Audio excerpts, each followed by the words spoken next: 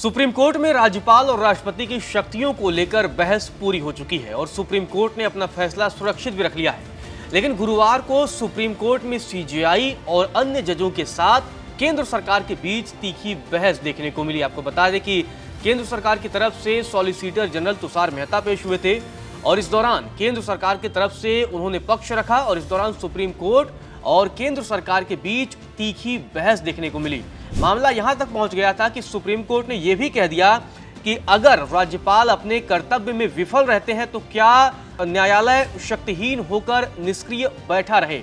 ये बड़ा सवाल सुप्रीम कोर्ट की तरफ से दागा गया और सीधे तौर पर यह सवाल उठा दिया गया कि अगर राज्यपाल निष्क्रिय रहेंगे और अपनी शक्तियों का इस्तेमाल नहीं करेंगे तो क्या सुप्रीम कोर्ट यानी न्यायालय तमाम उसमें हाई कोर्ट का भी उन्होंने जिक्र किया, सिर्फ न्यायालय की बात कही, तो क्या न्यायालय शक्तिहीन होकर निष्क्रिय बैठा रहेगा। आपको बता दें कि सुप्रीम कोर्ट में प्रेसिडेंशियल रेफरेंस पर सुनवाई चल रही थी और 5 जजों की बेंच इस पूरे मसले की सुनवाई कर रही है। आपको बता दें कि इस बेंच की अध्यक्षता सीजेआई बीआर गवई कर रहे हैं। इसके अलावा आपको बता दें कि अन्य जज भी हैं जिसमें जस्टिस सूर्यकांत हैं, जस्टिस विक्रमनाथ हैं, जस्टिस पीए नरसिम्हा है और जस्टिस एएस चंद्रचूड़कर भी शामिल हैं। आपको बता दें कि 19 अगस्त से इस पूरे मामले की सुनवाई शुरू हुई थी और अब जाकर सुनवाई पूरी हो चुकी है और इस दौरान गुरुवार को जब सुनवाई हो रही थी तो जोरदार और तीखी बहस देखने को मिली है।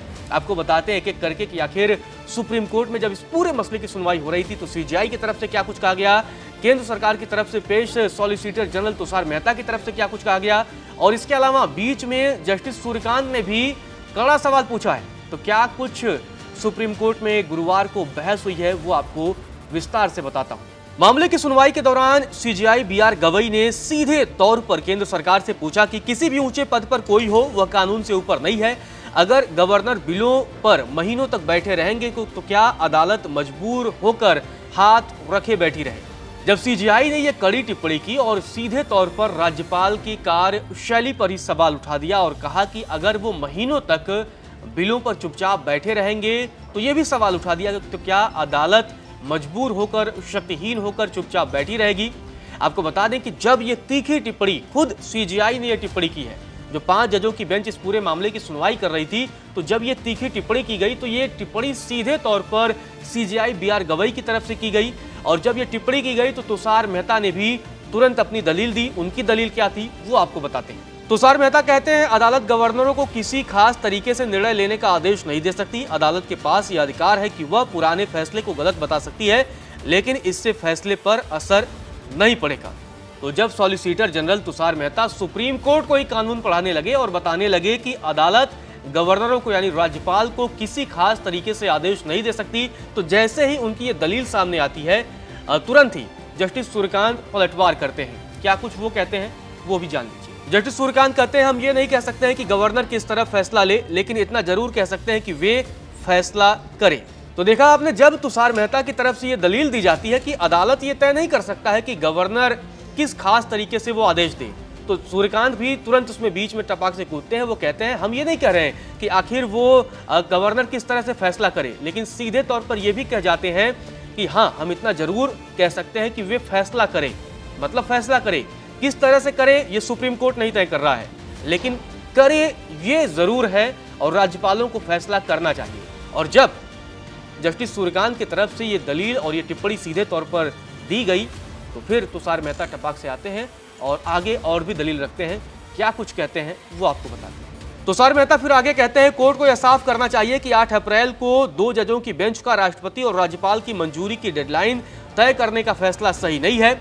अगर उस फैसले को ही सही माना जाए तो भविष्य में भी बड़ी संख्या में याचिकाएं अदालत में दाखिल होंगी और न्यायपालिका पर बोझ पड़ेगा।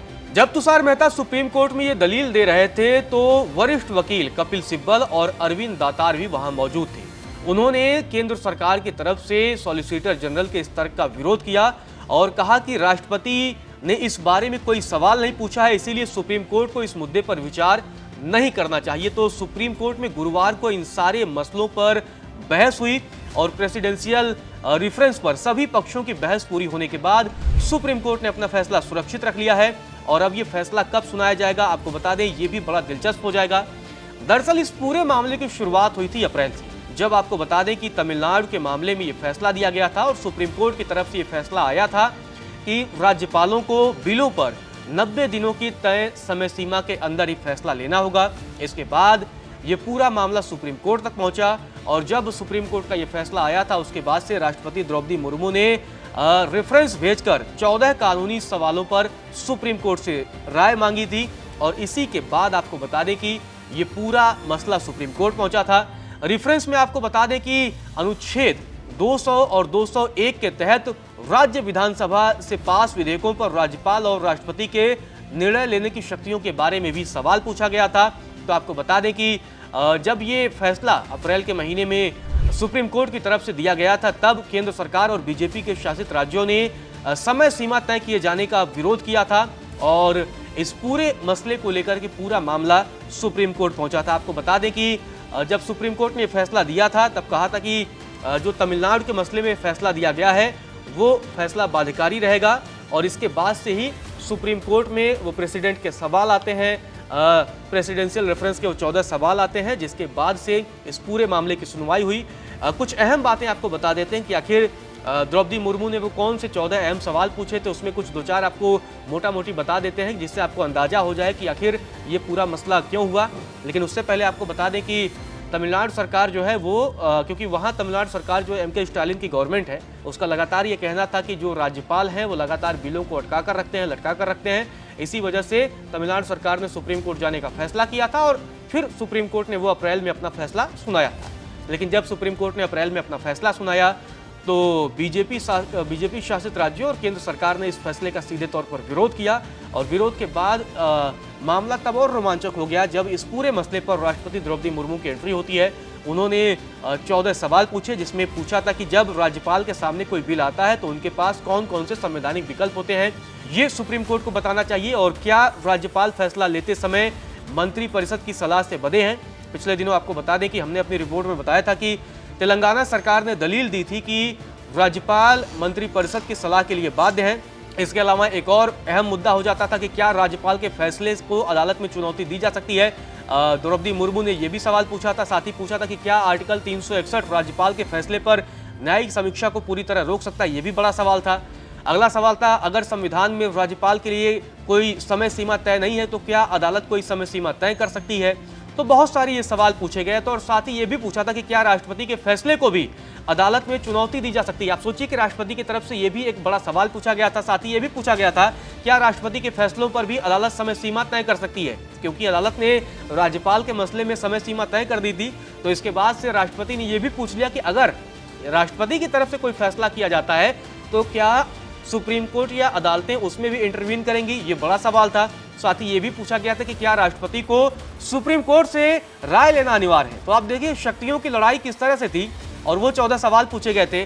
और साथ ही ये भी पूछा गया क्या राष्ट्रपति और राज्यपाल के फैसले पर कानून लागू होने से पहले ही अदालत सुनवाई कर सकती है। तो बहुत तीखे ही सवाल राष्ट्रपति की तरफ से सुप्रीम कोर्ट से पूछे गए थे। और यह भी पूछा गया था क्या सुप्रीम कोर्ट आर्टिकल 142 का इस्तेमाल करके राष्ट्रपति या राज्यपाल के फैसले को बदल सकता है। तो आप देखिए शक्तियों की जो लड़ाई है कि आखिर कौन बड़ा है, सुप्रीम कोर्ट ज्यादा बड़ा है, राज्यपाल की शक्तियां ज्यादा बड़ी हैं या फिर राष्ट्रपति ज्यादा बड़ा है। तो ये संविधान में ज्यादा ताकतवर कौन है, इस पूरे मसले को लेकर सुनवाई हुई है और फैसला सुरक्षित रखा गया है। अगला सवाल यह भी पूछ लिया था राष्ट्रपति द्रौपदी मुर्मू ने, क्या राज्य विधानसभा द्वारा पारित कानून राज्यपाल की स्वीकृति के बिना लागू होगा। मतलब ये देखिए बड़ा सवाल है कि क्या विधानसभा ही सीधे पारित करेगी और लागू कर देगी, उसमें राज्यपाल के हस्ताक्षर की जरूरत नहीं है। ये बड़ा सवाल था क्योंकि अगर ऐसा होगा तो वो शायद ये मसला केंद्र पर भी लागू हो जाएगा कि आप लोकसभा और राज्यसभा से बिल पास करिए, उसके बाद बिना राष्ट्रपति के मंजूरी के और बिना मुहर के आप उसको कानून बना दीजिए। तो ये सारे सवाल राष्ट्रपति की तरफ से पूछे गए थे। इसके अलावा ये भी पूछा गया था क्या संविधान की व्याख्या से जुड़े मामलों को सुप्रीम कोर्ट की 5 जजों की बेंच को भेजना अनिवार्य है। इसके अलावा क्या सुप्रीम कोर्ट ऐसे निर्देश या आदेश दे सकता है जो संविधान या वर्तमान कानूनों से मेल न खाता हो। और लास्ट सवाल था क्या केंद्र और राज्य सरकार के बीच विवाद सिर्फ सुप्रीम कोर्ट ही सुलझा सकता है। तो ये सारा मसला सुप्रीम कोर्ट में सुनवाई हुई। इन तमाम सवालों के जवाब सुप्रीम कोर्ट ने ढूंढने की कोशिश की है। कई दलों ने अपने अपने पक्ष रखे हैं। अब इन सारे पक्षों को सुनने के बाद सुप्रीम कोर्ट ने अपना फैसला सुरक्षित रख लिया है। अब देखना दिलचस्प होगा कि जब राष्ट्रपति के जो ये 14 सवाल थे इन 14 सवाल पर सुप्रीम कोर्ट की तरफ से जो फैसला आएगा, क्योंकि उसके बाद क्लियर हो जाएगा। अगर सुप्रीम कोर्ट का फैसला ऐसा आता है कि ठीक है, उसमें कुछ बहुत ज्यादा बवाल होने की संभावना नहीं होगी, लेकिन अगर सुप्रीम कोर्ट इन सवालों का कोई ऐसा जवाब दे देता, कोई ऐसा फैसला दे देता है, तो उसके बाद निश्चित तौर पर एक नई कानूनी जंग जो है वो छिड़ सकती है। खासकर राज्यपाल ज्यादा शक्तिशाली है, राष्ट्रपति की पावर ज्यादा है, या सुप्रीम कोर्ट अल्टीमेट पावर है, ये सारा कुछ सुप्रीम कोर्ट के फैसले से साफ हो जाएगा।